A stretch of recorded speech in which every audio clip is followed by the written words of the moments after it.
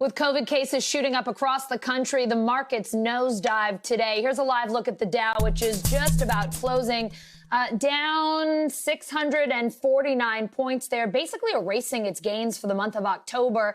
Caleb Silver, editor-in-chief of Investopedia, is here now. Caleb, this was a whole mess of a day. We had record COVID cases over the weekend, no relief deal yet on Capitol Hill. This was not a great combination for stocks. Let's talk through what happened today on Wall Street and what investors and traders are really worried about here.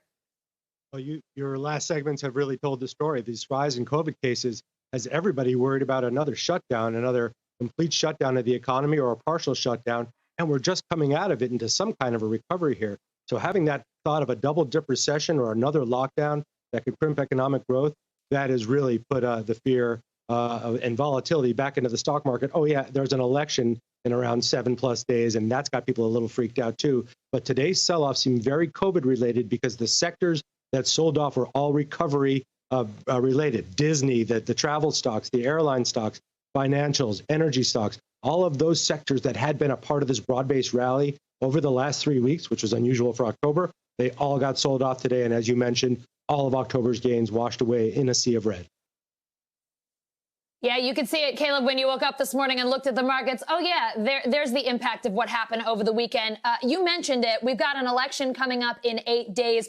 Earlier in the year, it really looked like Wall Street favored President Trump. I mean, before the pandemic, the markets had done very well under his presidency. They have largely bounced back since the start of COVID. A big concern on Wall Street was that Biden would raise taxes on the wealthy and corporations, that he would be a less favorable candidate for businesses. But we're seeing a shift here. Economists from several of the big banks, including Goldman, are now saying that Biden could actually be good for stocks. What's going on here?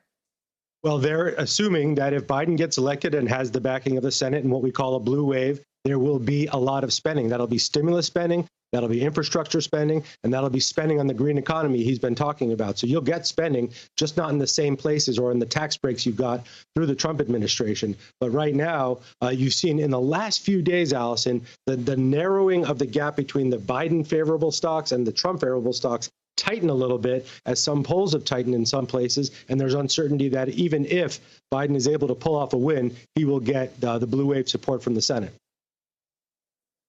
So, Caleb, let me ask you, if we look back historically, what is the best combination for stocks post-election? Do we want to see a Democratic sweep, a Republican sweep, a split in government? What's good for stocks? What's good for the markets? Well, everybody likes to think that the president, especially presidents, like to think that they have a big impact on the stock market. They don't.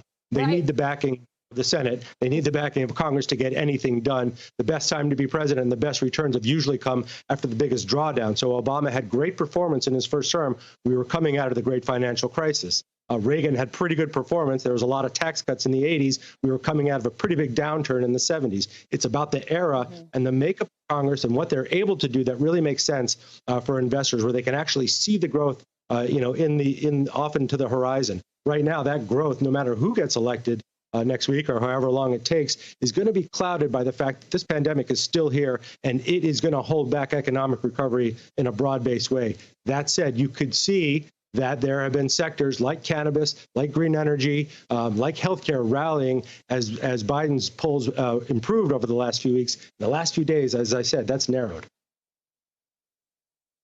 I'm imagining we've got 8 days to go. We've got several trading days to go until the election. As you said, we may not have an answer on Election Day. I imagine we are going to see continued volatility until Election Day, especially if we have COVID cases on the rise. So what can people do? What should they be doing right now to protect themselves or be prepared, whatever the outcome is next week? What should they be thinking about with their finances, their portfolios, especially as we head not just into the election, but towards the end of the year?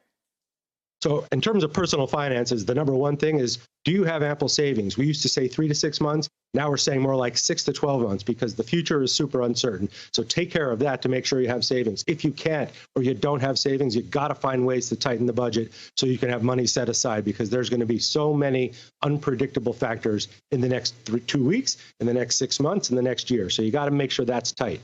In terms of investing, if you didn't make moves this year, you're fine. We're basically where we were when we started the year, even a little up, if you can believe that. So the stock market Capital markets have rallied. If you were selling off in any of these downturns when I've been on with you over the past 6 or 7 months, you didn't know when to get back in. You missed one of the greatest rallies of all time. So you can't time the market. Have your plan and stick to it. That said, if you're sitting on big gains and you think that Biden is going to win, you know higher taxes are coming. You don't know when, but they're coming. Some people may want to take some money off the table. We've already seen some of that happen a little bit this year. But by and large, it doesn't actually matter what happens in the short run. We just get a lot of noise, and it scares people. The best thing to do is sit back, make sure your plan is tight, rebalance, and make sure you're risked appropriately no matter who gets elected, because you can't control it.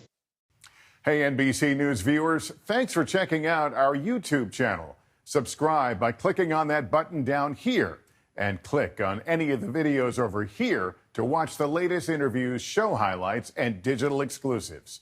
Thanks for watching.